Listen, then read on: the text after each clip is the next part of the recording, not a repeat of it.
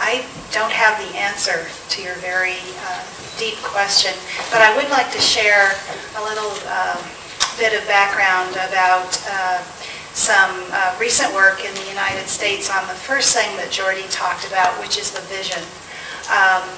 As you may know, in the United States, at the national level, there is leadership in terms of setting a vision, and there is some support for public education, but it's only about 10% of the funding that comes at the national level. It's really a state and local activity. But there have been a number of plans or visions for educational technology that have been developed, and a new one was released by the Secretary of Education just about 10 hours ago in New York City.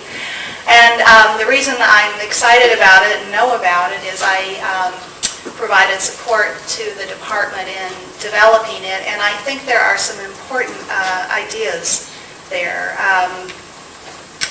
The development process was interesting. We started by interviewing officials within the Department of Education about their policy emphasis for education in general, but then we pulled together a working group of academic thinkers and researchers in ICT and instruction, and we also brought in some leading practitioners in the area to really think hard with us about this, and invited a number of symposia where we developed ideas for the plan that we then, instead of waiting till the whole thing was done and releasing it, we actually put up the preliminary ideas on a website at the end of the summer and invited input. And over a 3-month period, we had over 20,000 visitors to the website, and over 5,000 people contributed statements or examples of things that they thought should feed into the development of the plan.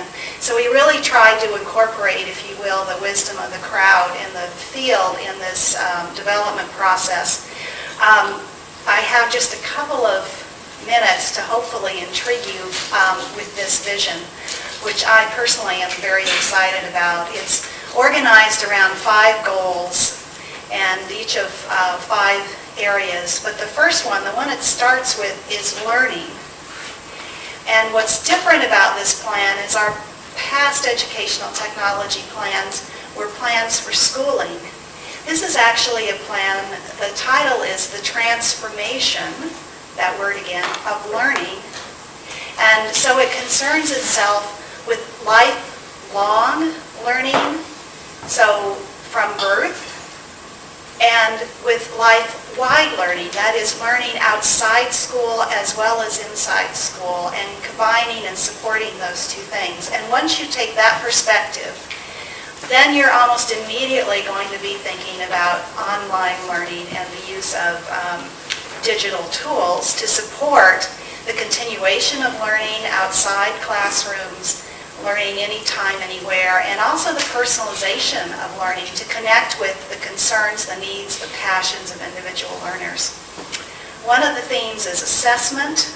It talks about the need for new measures of 21st century skills, which are going to take technology to implement, and using them in a formative way to support people becoming better, not just to judge how well they've accomplished something, but to actually enable them to be better learners.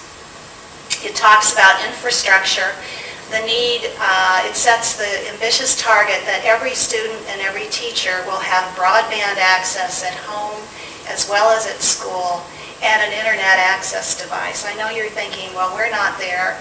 We're not there in the United States either. It's a very ambitious goal.